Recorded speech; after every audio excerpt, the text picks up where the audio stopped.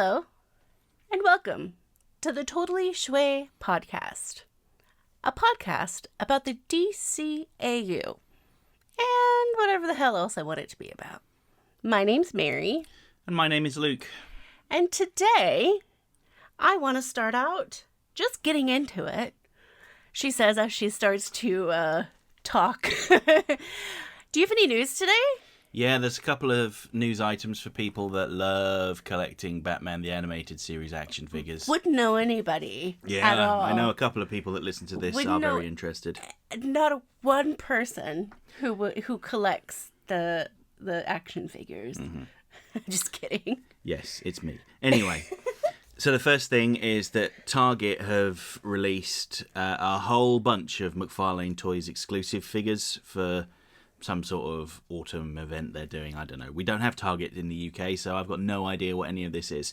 However, what I do know is that there are lots of very cool figures. So the first thing is their latest Batman the Animated Series Build-A-Figure line, where if you buy the 4 figures in the line, they all come with a piece that can be put together to assemble a fifth figure, and that fifth figure, is Maxi Zeus. Oh, nice. Yes, the one and done delusional shipping magnate that thinks he's the Greek god Zeus. We love a bit of Delulu in this household. The 4 figures in the line are Batgirl, Two-Face, Christmas Joker, and the deepest of deep cut references, Lightning Strike Batman. Now that was a figure that Kenner released in their Batman the Animated Series line in the 90s, the early 90s. 93. Something like that. It was a black Batman costume with white lightning strikes all over it. Funnily enough, Mary bought me a replacement of that recently, which is in my office now on a shelf. Well, I bought it for you, but Gilgamesh has claimed it. Oh yeah, he likes to chew on it, doesn't he? But yeah, so McFarlane Toys are releasing a new version of that, which is kind of cool. It's also kind of awful, but also kind of cool. So there's nothing awful about it, other than the fact that it's a Target, and we don't have a Target. Yeah. I love Target. Could I say Target anymore? Target, no. I've loved Target or Target as a millennial woman of my stature would say. But I live like thousands of miles away from one. Mm-hmm. Fortunately, I found a UK retailer that is selling the Build-A-Figure line, so I pre-ordered those. Funny enough, Gilgamesh the cat woke me up at 3 o'clock in the morning, almost as if he was telling me, hey, pre-orders are available for this figure, so I pre-ordered it. Did he bite you on the face as well? He did bite my forehead, yes. Yes, he's a good boy. He's something. But to continue the Target releases, so they have a 7-inch replica of the Batman the Animated Series cowl. It's basically like a little bust. Mm-hmm. Only $15, so that's reasonable. Not been able to find that from a UK seller, but I'm sure they'll turn up on eBay. And the granddaddy item is a Batwing, which can seat their 6-inch Batman the Animated Series figures.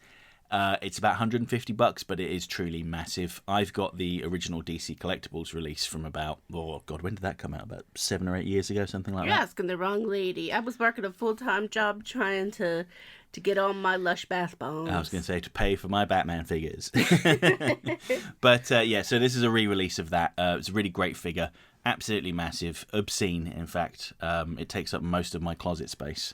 Oh, that one. Yeah, that one. You do not need another one. I know, but if I can get another one, I probably will. Anyway. Breaking news. Yeah, divorce. He's going to get another one. I would get a divorce over that. You're going to talk about the Poison Ivy now. Yes. So the last bit of news there is that Mondo have announced their latest Batman the Animated Series figure, which is a Poison Ivy. It's nearly 12 inches tall, comes with a whole bunch of accessories and different heads. I think by the time you're listening to this, I think the limited edition will probably be sold out. Have you pre-ordered that? I have, yeah. Which one have you pre-ordered? The limited edition one. Okay. It comes with a winking face, an angry face, and Poison Ivy's plant babies from House and Garden, the limited edition ones. Yeah. So I look forward to that coming out whenever they ship that, probably early next year. Looking forward to that. Right. I love the Mondo figures. But here's the thing as well. I'm just going to quickly go over this. The Mondo figures, it's not just about the figures themselves for me. The boxes are pretty kick-ass too. Yes. They are wonderful. Just even if they remind me of old record boxes, if you know what I mean. Like when you would store like 20 or 30 records in. Anyway, that's showing my age a little bit. Yes, so I guess just the final thing to add, I think we mentioned this on a previous episode, but Mondo are also going to be releasing figures of Clayface, Scarecrow, and Terry McGinnis's Batman Beyond. So that's something to look forward to. Apparently the limited edition version of the Clayface figure comes with a different chest where it's got Batman's head trying to come out of it, like that scene from Mudslide. I've only been told that by people. I don't think anyone's actually seen it. I've seen Mondo make references to it having that figure having the coolest limited edition of any of the figures they've ever released. But we'll wait to see that. We could do a whole podcast about Mondo figures. Oh yeah, we could. I could. I mean, we did one about action figures a while back, didn't we? And we touched on the Mondo stuff then. So, shall we get to the star of the show? Yeah, so at time of recording, we've just had the 1 year anniversary of the passing of Arleen Sorkin, the voice actress and inspiration for Harley Quinn in Batman the Animated Series. She had been ill for quite some time. She had multiple sclerosis. I gather that, the last few years of her life, she was practically bedridden, which is a terrible shame. So we thought, hey, let's do an episode about Arleen Sorkin and Harley Quinn, and we'll take it from there. Yeah. So, Mary, any real thoughts you want to share? Because I know you did a video very recently about how the Joker does not love Harley Quinn, despite what many people think. I did, and if you want to check that out, the details will be whatever down below. Yeah, anyway, I'll link to it in the info button and the description, etc. I'm kind of joking because I feel a bit uncomfortable right now because I don't like talking about, sad things. Yeah, and I think most of our listeners probably will have already watched it, but, hey, watch it again. It helps Mary grow her channel. Do it now. The thing about Harley Quinn is you cannot, well, for me anyway,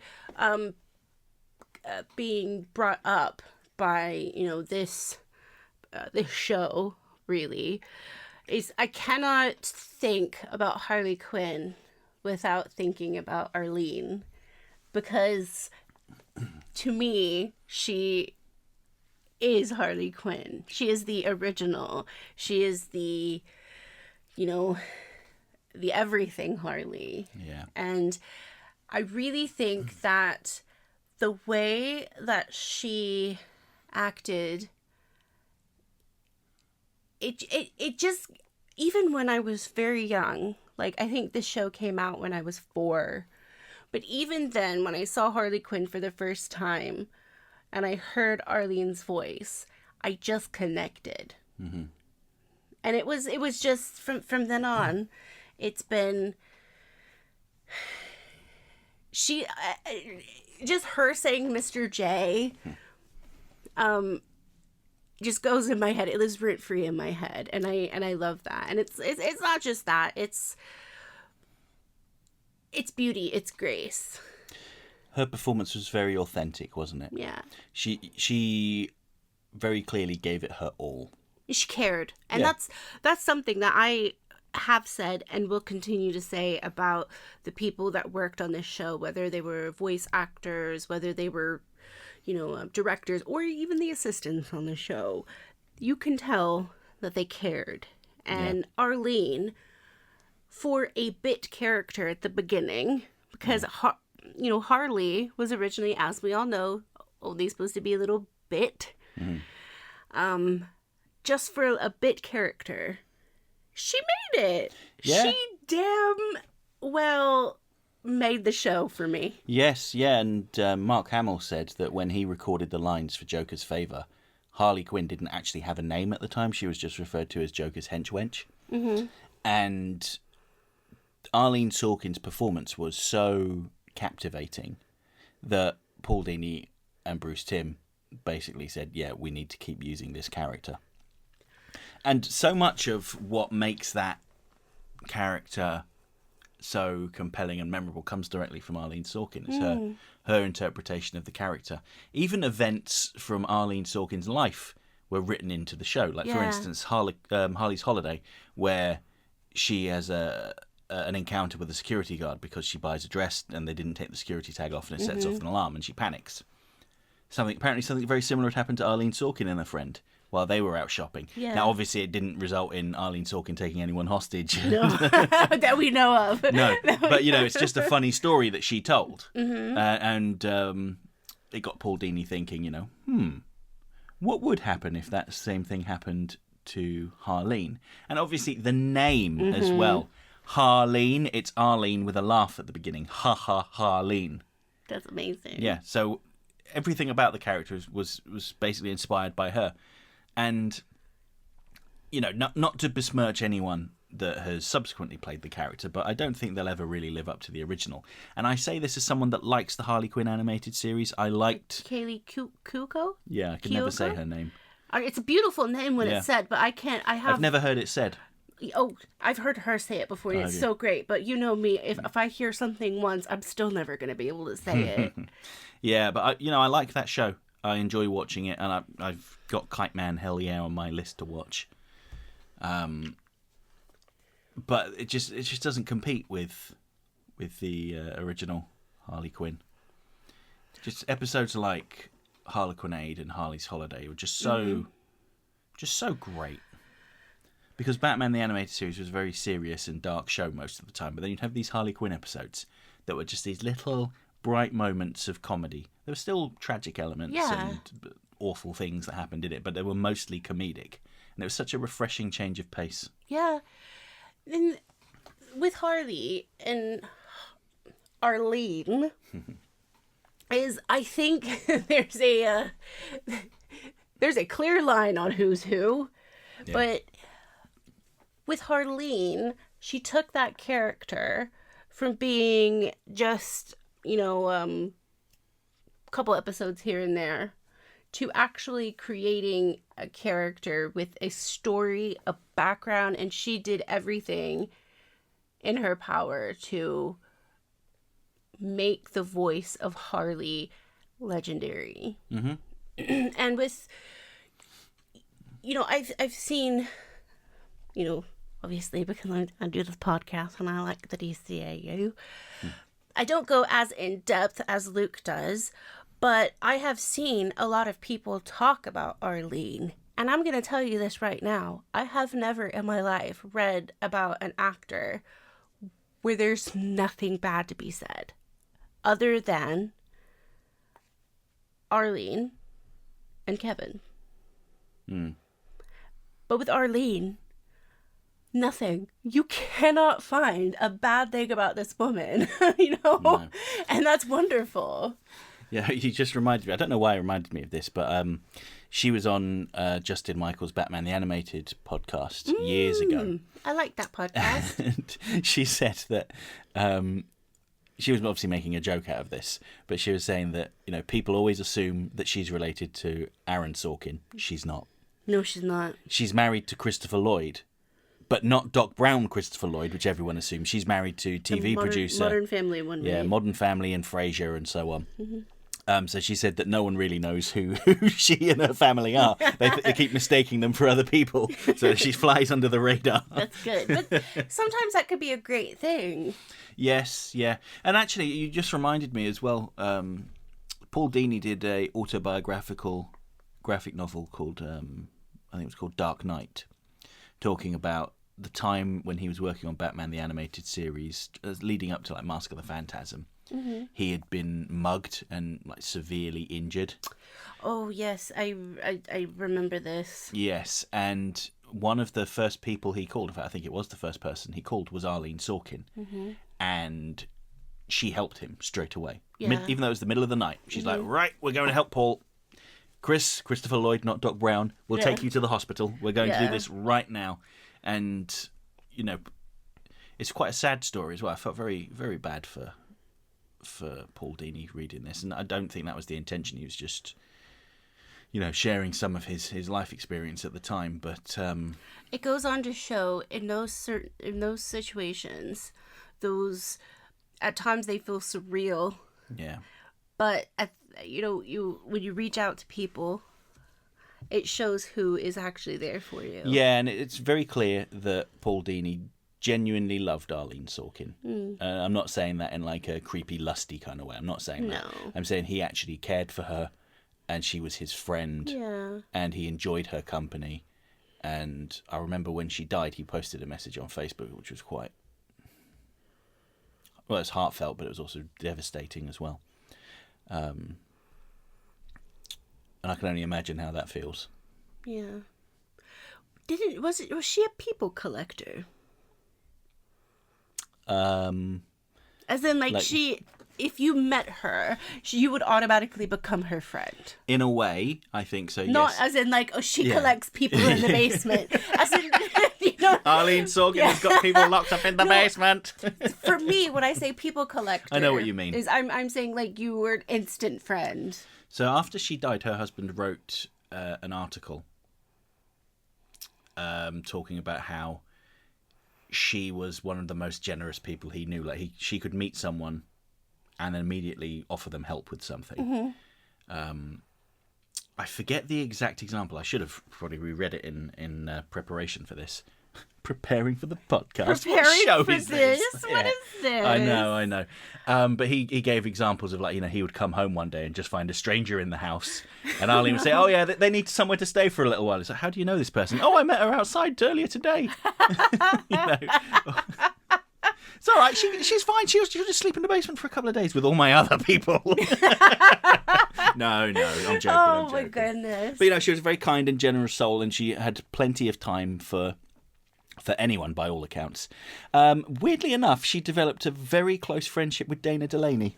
We love Dana Delaney in this household. Yeah, which is kind of funny. I don't know if they'd met. No, they did. They knew each other before working on Superman. But they developed quite a close friendship and would watch the Oscars together every year. That's the type of friendship that I like, okay? Like, Yeah. I don't want to be that person that talks about, like, the fashion and everything, although I will if my arm is twisted. I want to be there and actually talk about, like, the people going by. I want someone like Arleen or Dana Delaney, like, I worked with them. They're okay. Or, talk about the experience of acting and stuff like that. I want that type of relationship. Yeah, and it's funny, I remember Diane Pershing, who did the voice of Poison Ivy, saying that when they were working on Batman the Animated Series, she wasn't really that close with any of them. But when she started working on Gotham Girls, she became very close friends with Arleen Sorkin, and they remained in contact frequently for the rest of Arleen's life.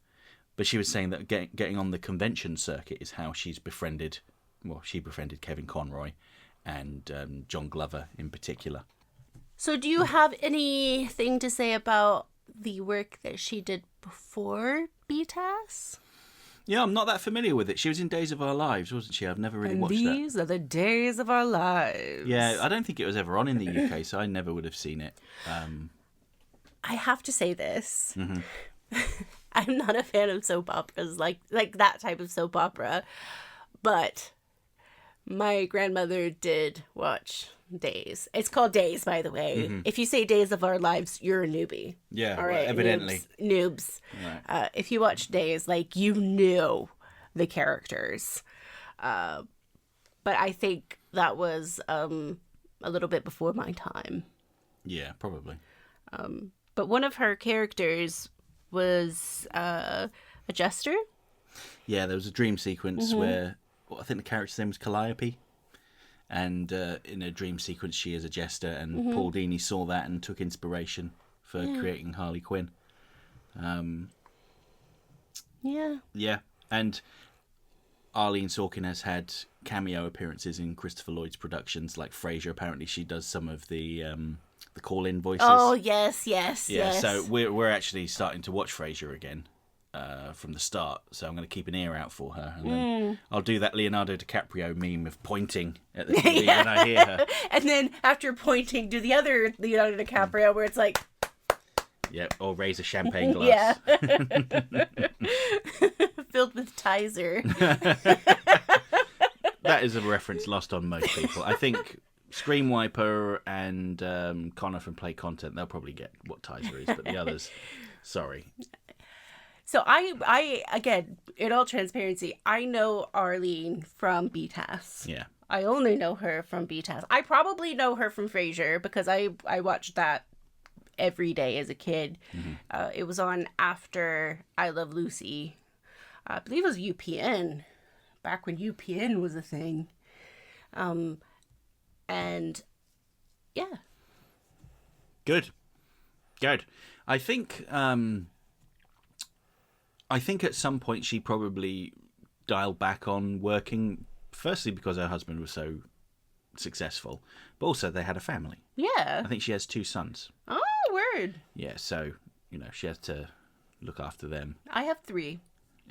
Yes, the 3 cats. Yeah. But she was always available to be Harley Quinn.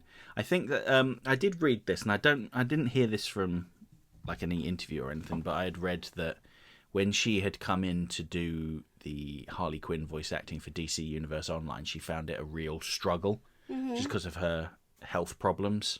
Oh, yeah. And also the fact that she was just sat on her own in a booth all day, just saying the same lines over and over again for 12 hours a day. Very draining. So I think it was at that point she decided that she was going to fully retire. And when was that? Oh, that would have been over 10 years ago. Yeah. Well over 10 years ago. Yeah. But, she did a great job. I mean, even in the Arkham Asylum game, where she returned as Harley Quinn, she was great. Yeah. I mean, they did generally a pretty good job. You could tell that there's not quite the same chemistry in the performances when they've recorded their dialogue separately. The actors have recorded their dialogue separately. Because the great thing about Batman the Animated Series is they had everybody together so that the actors didn't just perform their lines, they reacted to the performance of the other actors. Mm-hmm. So if Arleen Sorkin used a slightly different tone, then Mark Hamill would respond with a slightly different tone as well, or an appropriate tone, rather than just using react. Yeah, exactly. As I just said, reacting. And that's why the performances are so good across the board. And it also helps that they are all great actors. Magical. Yeah, I mean, it's just wonderful. It's like a radio play. If anyone remembers what radio plays were. Let's talk about our favorite Harley Quinn episodes from the show. All right. So I did a video about this. There's a little plug. Not enough people watch that Harley Quinn video, by the way. It's done okay, but I was surprised that it's much lower than a video about Firebug. Like, Firebug? Who cares? Firebug? Yeah, who cares about Firebug? Apparently 50,000 people do. Firebug? He was interesting. Yeah. But this is about Harley Quinn it's and true. Arleen. It's true. So my favourite one is Harley's Holiday, because that is the only episode that is actually entirely about Harley Quinn. Yeah, I was just going to say that entire episode. Yeah, all of the other ones are about her relationship with somebody else, mostly the Joker. Yeah. But this one is the episode that entirely focuses on her. And we mentioned that she had attempted to go straight. She got a clean bill of mental health from Arkham. She tries to buy a dress from a department store. They forget to take the tag off, sets off the alarm. She panics, goes into meltdown, and it just undoes everything. And I really like it when just people I like it when people's lives are ruined. That's not quite what I'm going to say, but it's when they have these problems that are just so mundane and so trivial. Like, if she'd just said, "What's the big idea?" and the guy said, "Oh yeah, I need to take the security tag off." Oh, okay, there you go. Whole thing would have been avoided. But because of who she was, and also because of that guard being a bit of a jerk. Yeah, being a bit of a jerk. Years of psychological progress were just completely undone.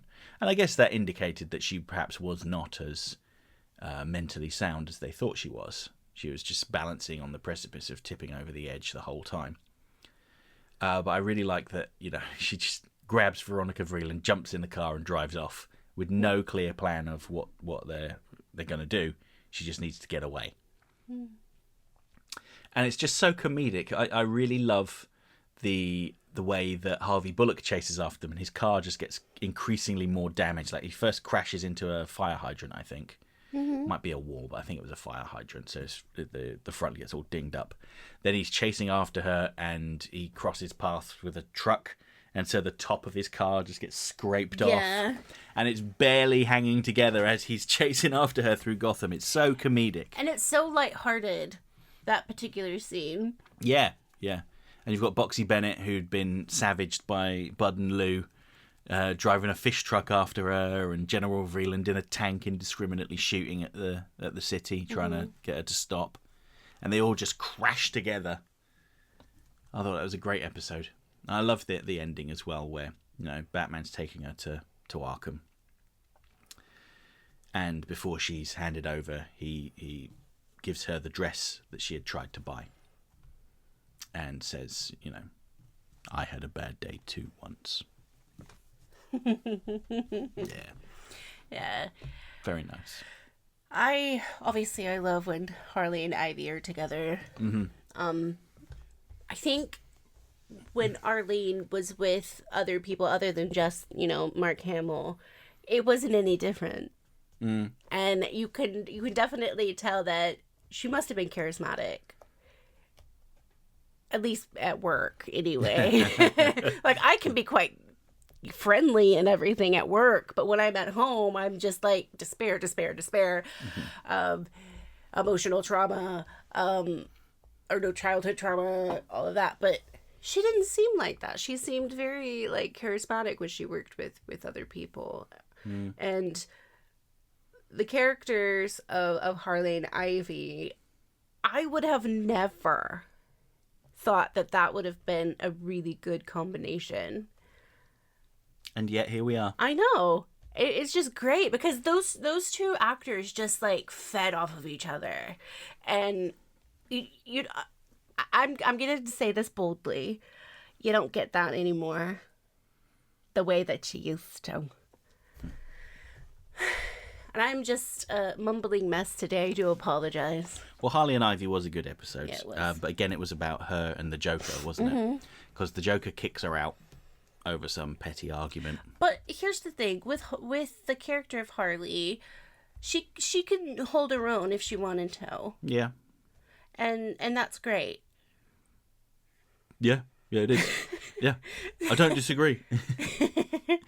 The thing I really like, this is the scene that sticks out in my mind, is after Harley and Ivy go off and have all these successful robberies, Joker's completely fallen apart at home. He can't find his socks. Yeah, he's walking like, around in his underwear, like talking to Rocco and Henshaw, like, "Where's Harley? She normally knows where my socks are." They're like, "Haven't you seen, boss?" Yeah. And he looks at the newspaper and it says, like, new queens of crime, and he just shrieks. Yeah. Like, how dare Harley go out on her own? Yeah, and they say to him, like, "You kicked her out, boss." He goes, "Yeah, but she always comes back." Where's she gone? Yeah. And that's the tricky thing about Harley Quinn, is that she does get these chances to just go on her own and stay on her own, but she's never really on her own, is she? No. And the thing is that the Joker really underestimates her. He thinks she's incompetent, but you saw in Mad Love, she was able to track Batman, and she almost killed him. Like, she got the closest I think anyone got to killing him, and the only way he got out of it is because he knew the Joker better than she does. He says, you know, "Oh, Joker's not going to believe you've killed me if he doesn't see it himself." Now, obviously, anyone would know that the Joker will be furious at Harley for upstaging him, basically. Yeah. So when she calls him to tell him what she's done, he storms over there, driving at 100 miles an hour down the road, and he really hurts her. He intimidates her and shoves her out a window, and she falls several stories into garbage. And it's just... Mad Love is very sad. Yeah. I touched on this in the video that I did. A lot of people see the Harley and Joker relationship as, like, goals. No, sweetie pie, honey bunches of oats. Absolutely not. Get a grip. get some therapy, love yourself, watch some Drag Race, and do anything but think about that relationship. Yes. It's not healthy at all, not in the slightest. The reason I say Drag Race, by the way, is because it used to be one of my favorite shows. And I love RuPaul. And he says that if you can't love yourself, how the hell are you going to love somebody else or something like that? And I love that. Mm-hmm. Harley needed to hear that. Yeah, she did. She absolutely did. And it's kind of sad that, you know, she never really learned, did she? Because you see in Batman Beyond Return of the Joker, the flashback where she is involved with the Joker's scheme to brainwash Tim Drake into being their son. Mm-hmm. And, you know, I mean, what does she say when Batgirl calls her out on it? She goes, yeah, I know Puddin was rough on him, but I'll set him right. My love will sort him out. Like, have you seen that boy? Yeah. He's such a mess. Right, so let's just say this. Harley would not be as massive as a hit if it weren't for Arleen. That's the point that we are trying to make in this episode and just in life. That is my life goal, is to make sure people know that Harley Quinn would be nothing if it weren't for Arleen Sorkin. Yeah, because all of her identifiable personality traits came from Paul Dini's observations of Arleen. Mm-hmm. It was her voice and her performance that captured everyone's attention. Otherwise, she just would have been a nameless henchwoman that appeared in one episode. It wasn't just good acting. It was legendary. And let's all put our hands together for Arleen before we get to the comments. See what I did there? Yeah, that was a very nice segue. Very smooth. Very smooth. Yes. I've been working on them in my head just for like 5 seconds and it worked. Cool. Should we start with Mikey P's? No, I'm going to do them in order they came in, otherwise I'll lose my place. So, first of all, we had a couple of comments from user GJ9UQ3KB7Y, who said, how about some Clark Kent talk sometime in the future? Who? Yeah, we probably will. We probably will. I love Clark Kent. I mean, you've probably noticed that this is very much a Batman-centric podcast, even though it is all DCAU. But, you know, that's the stuff I'm most interested in and most enthusiastic to talk about. Not to say that we're not enthusiastic about Tim Daly's Superman. Oh, I love Tim Daly's Superman. Yes, so stay tuned. We'll probably do something on that. Most likely, it will be after we do some stuff on the Penguin show. Yeah, because I know last episode we said this one would be about the Penguin, but then I realised afterwards that it was close to Arleen Sorkin's, I was going to say anniversary, that sounds weird. The passing. Yeah. I explained it earlier, I don't know why I'm struggling now, but the anniversary of her death. And also, when this next episode comes out, the new Penguin show will have started. So if that's popular, hey, maybe more people will listen then. I don't know. We'll see. Moving on to Video Crow's Nest comment. Hello, Video Crow's Nest. Hey. It says, on the topic of handouts, aka functional social security, it does feel like the mentality of financially helping homeless or similarly struggling people not helping takes a very top-down absolutionist approach to the topic, where only a solution that is perfect and fixes the entire problem is tolerated, using the excuse of pining for a perfect solution in an imperfect world to do nothing, and fails to really go beyond seeing a problem, to instead seeing the people themselves who are suffering. When you have little to nothing, there is no time or room to wait for poetic waxing or privileged people debating fishing-related sayings. It's a matter of survival, and survival is not the same as living. I live in a country with very little homelessness, so I never understood how people can live in nations where it is a bigger problem, literally stepping over people less fortunate than they are on the street. How does anyone live with themselves seeing that amount of human suffering happening right next to them? And yet argue against helping these fellow human beings. For me, the simple fact I have known starvation lets me feel the plight of day-to-day survival very well. Knowing the sorrow, indignity and suffering of feeling that there is nothing else for dinner but tears, it is revolting to hear privileged people try to debate against helping those less fortunate than they are. as they know little to nothing of that which they are talking about. In the context of Bruce Wayne, I think he also somewhat fails on an emotional level to see this. Logically, he gets it. Helping others might not solve the problem on its own, but it is an important piece of the solution puzzle, as it allows disenfranchised people to not only survive, but live some too, while more systemic solutions are sorted out.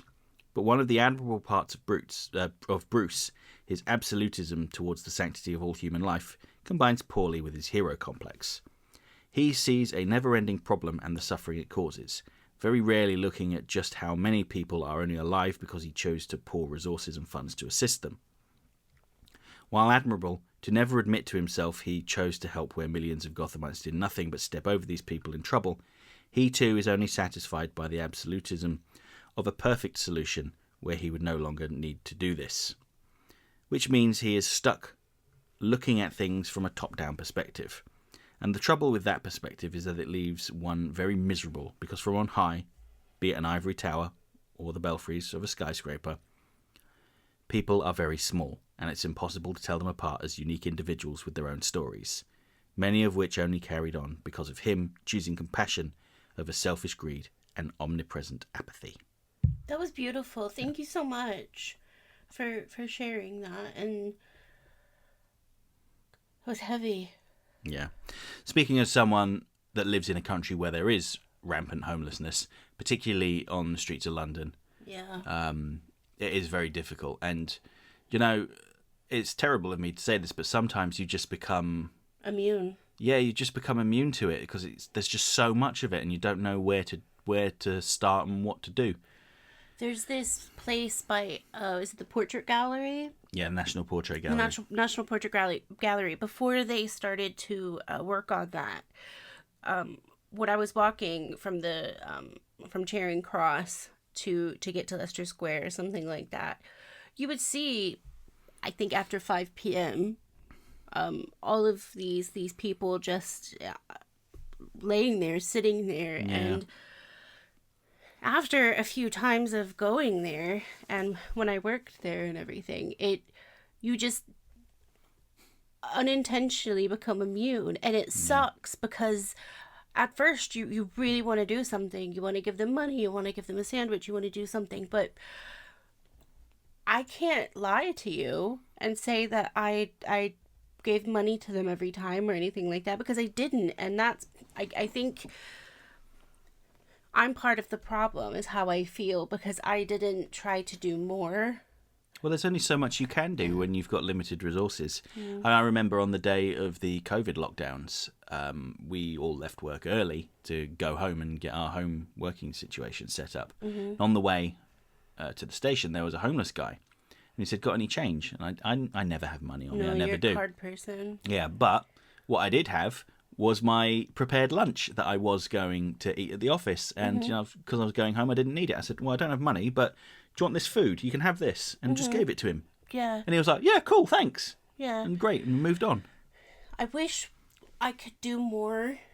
I wish I had the money that Bruce Wayne had, but Yeah. I don't have that. And I just wish more people would be aware and stay aware, because this is a problem that over consumerism, you know,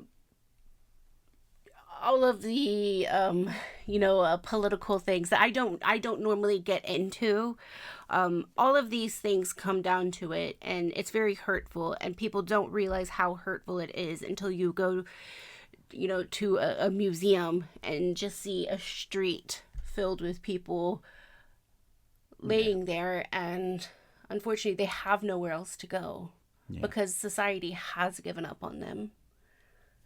And as a person that did not grow up with a lot of things and went without certain things in life, I am still very privileged because I never went without a home. So on that dour note, let's move on to Big Mikey P's comment. Michael Andre Parlon says, right on time. Just reading up on Dwayne McDuffie's recently publicised Justice League Worlds Collide interquel movie script for Justice League and Justice League Unlimited. We know that movie nowadays as the Elseworld-ish Crisis on Two Earths, by the way. That late digital Crisis on Infinite Earths fix brings into mind Studio Shaft anime. I can tell you, Puella Magi Madoka Magica, back when it first premiered on TV, is not the same as the improved Blu-ray version released nowadays. See Mami Tomo's Private Residence when comparing both as an example. Darn shame Walpurgisnacht Rising got delayed to winter 2025. Oh well, if it means assured polish. 1 minute 36, whose video?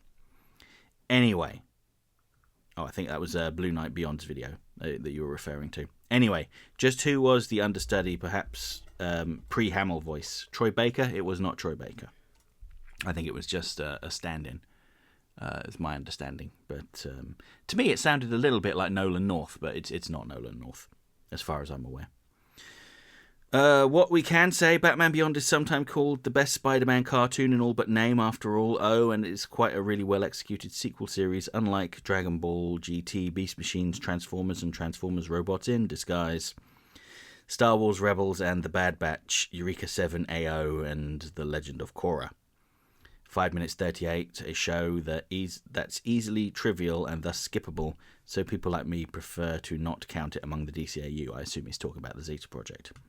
Won't lie, I sure want to be good at voice mood changing as much as BTAS era Kevin Conroy. Imagine doing voice acting where I play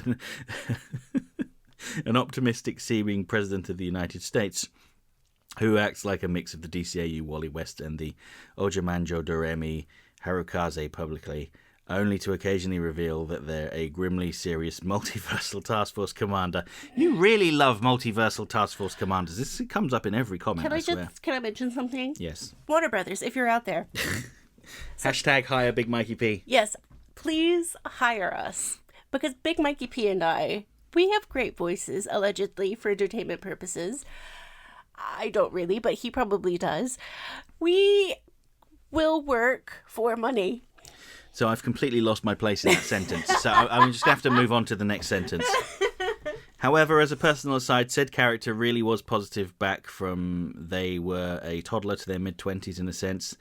They should be a character who grew up watching superhero cartoons and fluffy entertainment only for a harsh life later on, making them learn the wrong benevolent things out of misguided nostalgia. Working as a constant, hard-working, multiversal omniversal operative is going to be quite a trying career for a guy born a Ron Stoppable or Enzo Matrix and will die in Ozymandias and David Xanatos. I actually know who David Xanatos is because I did watch Gargoyles. I'm sorry, I'm just putting this on my resume. Mm-hmm. That's what I'm doing, my CV. Honestly, the less the Crime Alley sequence is rendered fully on screen in any Batman iteration tale, the better in my opinion. The Batman 2004 possibly wins points on this regard, while Batman Begins loses points.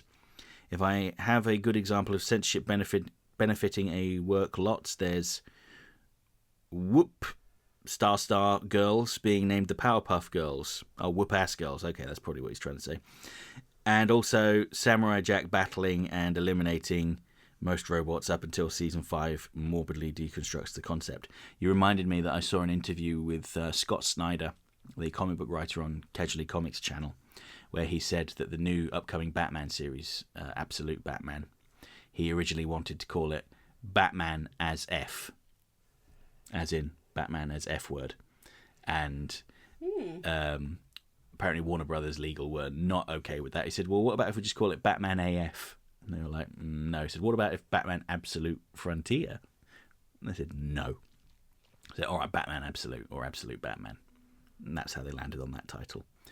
It's a shame. I'd gladly buy a Batman book called Batman as F. But perhaps it brings back memories of the goddamn Batman from All-Star Batman by Frank Miller. You won't get that reference, Mary, but he's very famous. I do get that reference because you've told it to me before. Have I? Yes, you have, many times. Grim and gritty Batman said, I'm the goddamn Batman, which is my favourite line. I wish Kevin Conroy had said that. I say many times. You probably said it like 3 times. Anyway, moving on with Big Mikey P's comment. The Forgotten may not be a great episode, but those mentioned humane scenes did ensure it didn't become as terrible as Static Shock's Hoop Squad, excuse me. But I can argue this. You're better off giving the needy food, drink and shelter, not simply monetary aid. You'll be unfortunately surprised by how many beggars would angrily refuse even a cupcake and scream at you for not giving $1 so they can waste it on sorry stuff like narcotics and alcohol. For me, JL and JLU, much greater than JLAS or JLAS and JLUS.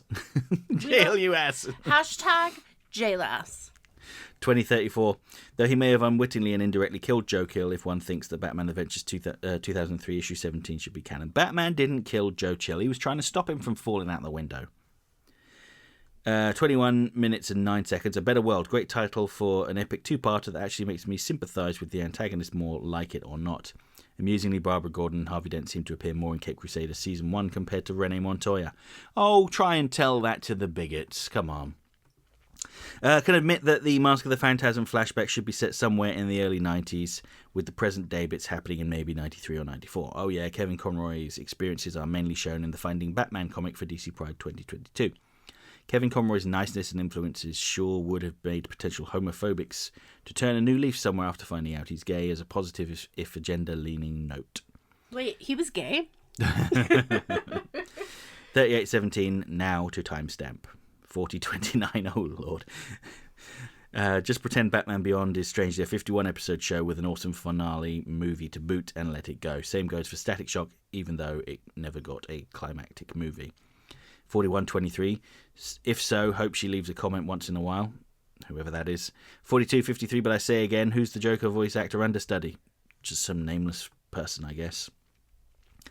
43:36. Just finished all 13 episodes. I can say this: the Grey Haven's farewell is somewhat more expansive and thus quite effective than the books. Oh, this is the Lord of the Rings. Radio recording, whatever it was. Better inspired the Peter Jackson movie take in return, though I am in return bummed that the scourging of the Shire felt more abridged. FLCL is pronounced Fooly Cooley. Okay? Fooly Cooley. Have no precise explanation why, and not even the miniseries does, so either gloriously. Also, wrong pronunciation of Pat Labor again. I don't think Kozue Amano's Aria saga has live-action adaptations, Mary.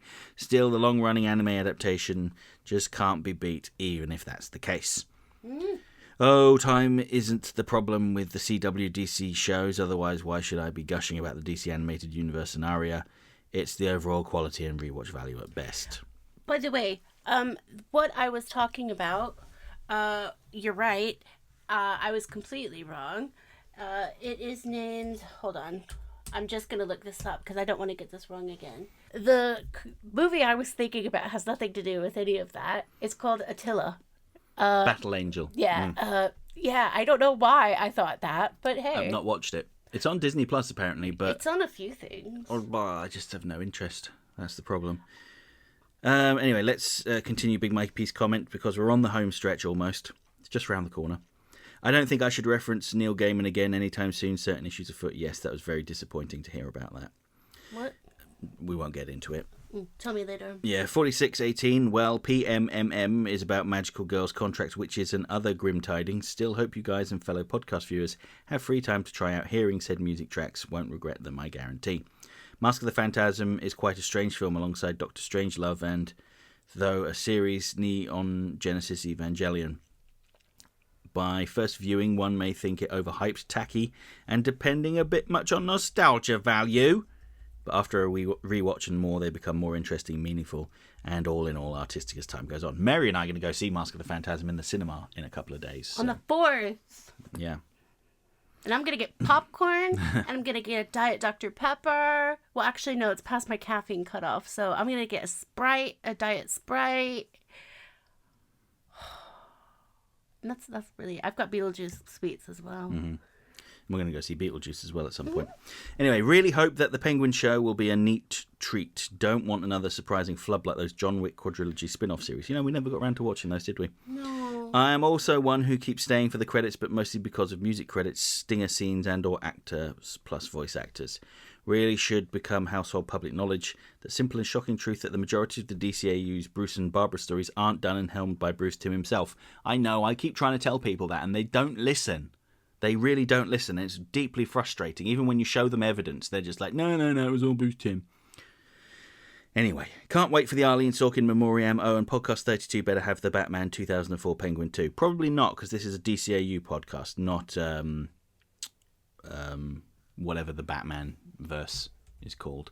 Hey, it can be about whatever the hell else I want it to be about as well. Thank you very much. All right, and that's Big Mikey P's novel for the week done. Thank you, Michael. Let's move on to Time Lord Victorious, who says, just gonna say, love the podcast, and I love what they did with Harley Quinn in the new Batman cartoon when she was using her patients to commit crimes, but in a strange way she was trying to help them. Also, would you guys ever consider talking about Mask of the Phantasm now it's coming to selective cinemas? Funny you should say that, because I think we should. Yeah, we probably should. I thought we had, actually, but no, we haven't. See, that's the thing. That's my, what's it called? Mandala effect? Where you think you've done something, but you haven't, or you think you've seen something, you think but something has happened, but it hasn't. I really thought we did a whole podcast about it. Maybe I was just dreaming. Maybe. Probably. We can add it to the list, certainly. Yeah.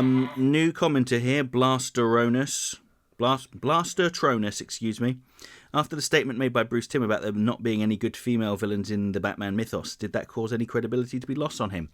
Now, I think we should take into consideration the full context of the conversation he was having, where he was asked, why did they change the Penguin's gender in Cape Crusader?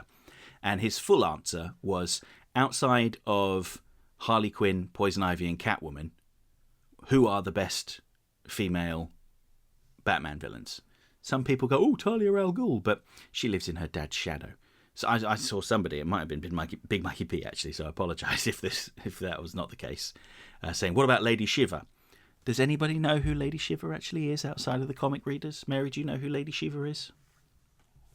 Next, phone a friend. Phone a friend. I think I think he could have articulated his answer a little bit better, but I think he is once again victim of people taking a single sentence out of a full conversation and taking it out of context. Yeah. I actually agree with his answer, because who are the best Batman female villains outside of Catwoman, Poison Ivy and Harley Quinn? And Harley Quinn is one that he created as well. And I would argue that Batman the Animated Series also defined Poison Ivy.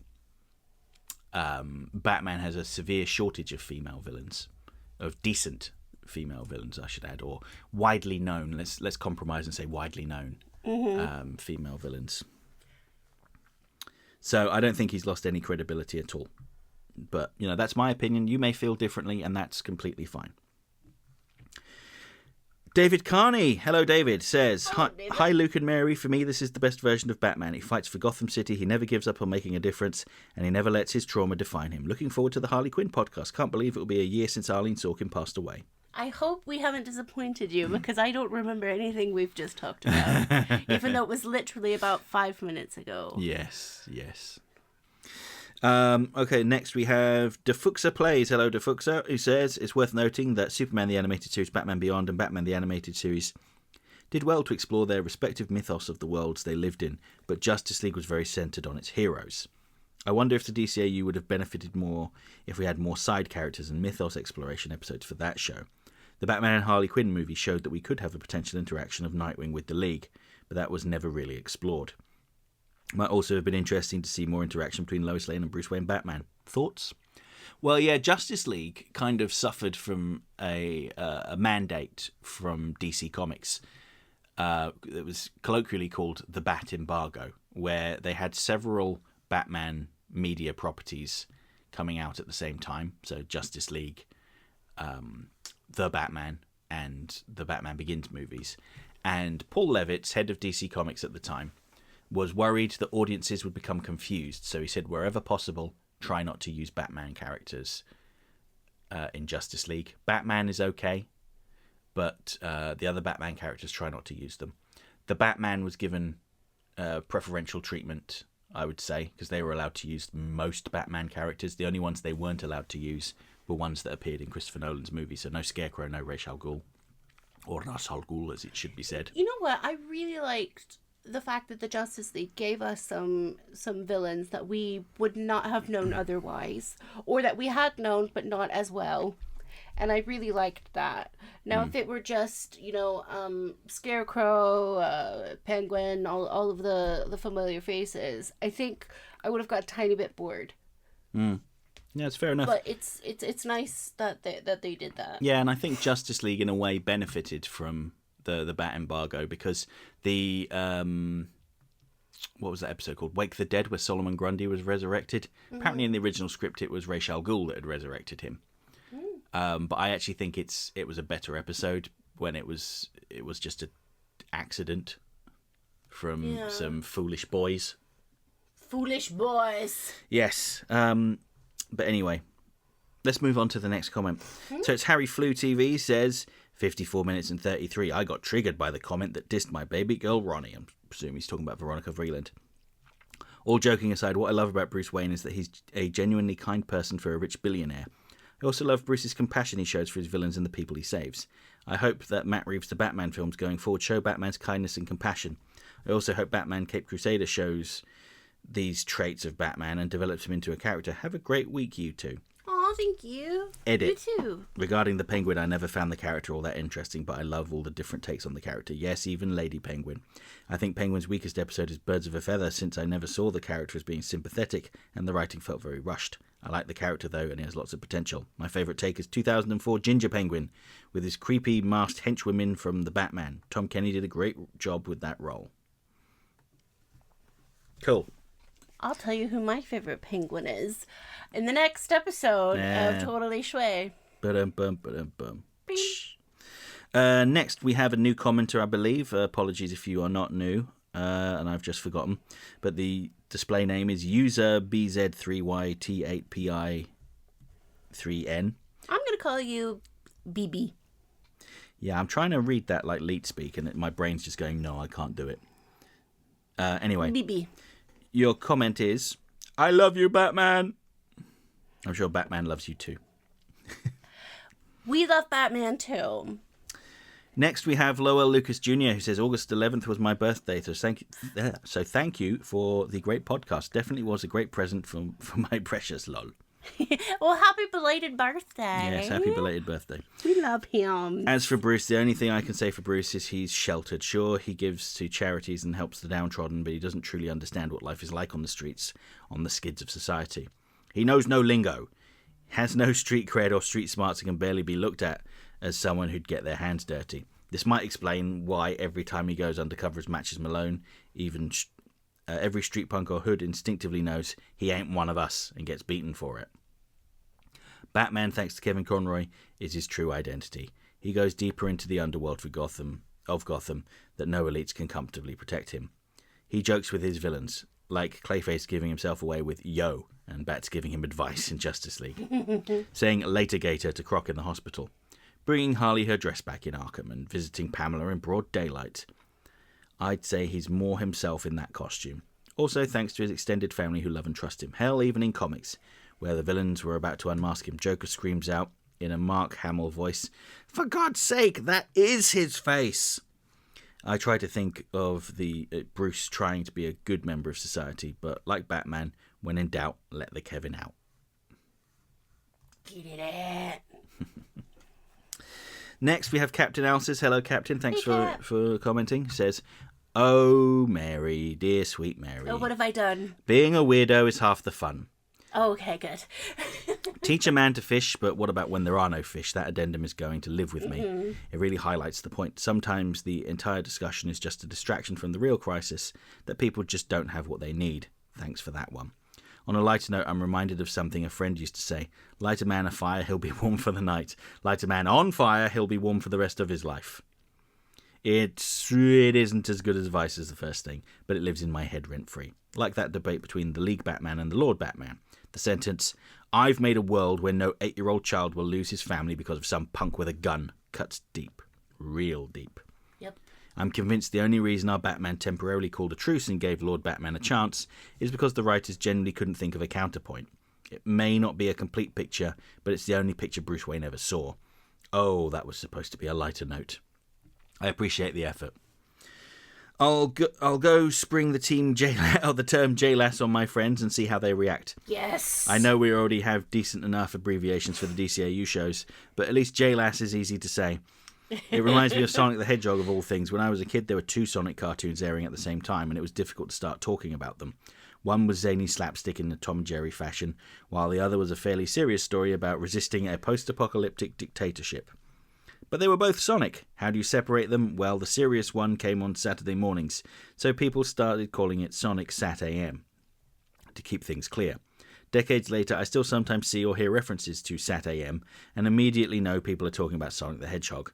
I love how it's almost like a language popping up just to discuss all the entertainment we enjoy. Word. I think I have seen multiple episodes of that Sonic Sat AM. Next we have Doc Widener, who, has, by the way, has been making Doc. his way through all of the old episodes of Totally Schway and leaving comments, and we've seen them. We appreciate them. Thank you. And we love you. It says at 12:53, my 10th grade health teacher, Pete Walters, often said money doesn't make you happy, but it makes being miserable a lot more bearable. I may edit this because I'm not through yet, but hoping you talk about Bruce in Mask of the Phantasm, because I still tear up as a 54-year-old man anytime I think of him on his knees begging his parents at their grave to let him be happy. Possibly Conroy's best scene. Yeah, that's basically what we said, isn't it? Yeah. Right, so we've got a couple of comments from Screen Wiper. I'll read the chicken news first. Shuckums! The hens have seemed a bit off this week. Betty seeming tired, Wilma making fewer eggs made me worry about their health. That they too are going to die soon, but also been thinking it's probably just all the crappy weather lately. Well, today I found some red mite nests in their coop. That might explain their behaviour. They've not had enough blood to behave normally. Hopefully nothing else is wrong. Not sure why Wilma didn't tell me about the mites before I found them, though. Oh well, mites killed, coop cleaned, hens dipped. I was supposed to paint my kitchen today. Previous house owner made it a horrid colour. Stupid mites ruining my DIY. Update. Instead of staying out last night, Wilma went to bed straight after Betty did. Must have been excited about the new bedding night. And next day, Betty was visibly more upbeat, and Wilma laid a lovely egg. It's been less than 24 hours since the mites were exterminated, but Betty and Wilma already seem to be feeling better. Yay. Now the question is, Atta girls. can I get my kitchen painted? Update. It ate up time I was going to spend on actual fun, but yes. You know what? I always think painting is a great idea. Always. And then my ADHD gets the best of me, and I take twice as long as it should. And then when I'm done with it, I end up saying, oh, I should have just painted that gray. And what do, Luke? I go back and I just paint it gray. So, you know that like millennial dove gray color? That is seen throughout my apartment. And tell me what color you have painted yours, Chris. He did in one of the... He talked about he listened to the podcast. I think it was Flipside he was listening to while he was painting his kitchen. I think that's what he said. Did he say what color? Yes, I can't remember though. Me neither. I think you responded to his comment, didn't you? I don't know. Did I ask him if it was grey? No, I can't remember. There's so many separate conversations going on. Maybe I'm getting confused. Speaking of this, I'm just going to say this real quick. Thank you guys so much for just being here and listening and putting up with my BS. And even when you're over on my channel, just thank you for being so nice. And just, it really, really has it's changed my world for the better. And I feel like I've got hope, much like Man of Steel. That this world isn't, that it's not just filled with terrible people, and a lot of that has to do with you guys, so thank you so much. And if I forget things and all of that, just know that Luke has to live with me. Yeah. Right, so Screen Wiper left a bunch of comments, but I'll just quickly... So one of them was about the Bruce Timm quote, which we've already talked about. So hopefully what I said answered that question. Yeah. And then he just said, be careful how you say JLAS, because if you're not careful, it sounds like JLS. Name of a naff boy band from the 2000s. Yes. No. You know, the first time I saw JLS, I'm just going to say this, and it seems quite crass, and it's not like me. It was at the... I didn't know that boy bands could promote these particular types of products, but each band member had their own Durex. Oh God, I remember that. And Yeah. it was quite. I didn't know who they were, and these ads were just everywhere. And when I went to go, I think I was getting like sleeping tablets or something at Tesco, and I walked past them, and I was like, "How odd." Well, at least you remembered. So Yeah. mission accomplished. All right, last comment then comes from a new user, Pizza Time 1983. What an excellent name. I love pizza. Yeah, it's a Teenage Mutant Ninja Turtles reference, know and what he's it got a is. Teenage Mutant Ninja I know what Turtles it is. icon. Anyway, he said, I would disagree that he gets colder in Justice League. He's very similar to the way he was in BTAS. There's a video by Incredibly Pretentious that touches on this. Yeah, I think more what I meant was that he was kind of cold at the start of Justice League, like he doesn't want to be part of the team, when they all suggest that they turn themselves over to the authorities after the attack in Justice League Unlimited. He just says, to hell with you. But he definitely warms up a lot during Justice League Unlimited. He's so friendly towards Green Arrow, for instance. Do you think that's because they're very similar lives? Maybe. May very well be. All right, so that's all of the comments. We've gone over a little bit. I wanted to be under an hour this week, but I probably spent too long talking about toys. Who cares? So, Mary, all that's left to do now is the closing remarks. What are we going to talk about next time? The BTAS Penguin. Yeah, so we'll talk about the new Batman Adventures Penguin as well, because they're the same kind of thing. And how it's basically how he was a massively underloved character, not just by fans, but also by the creators.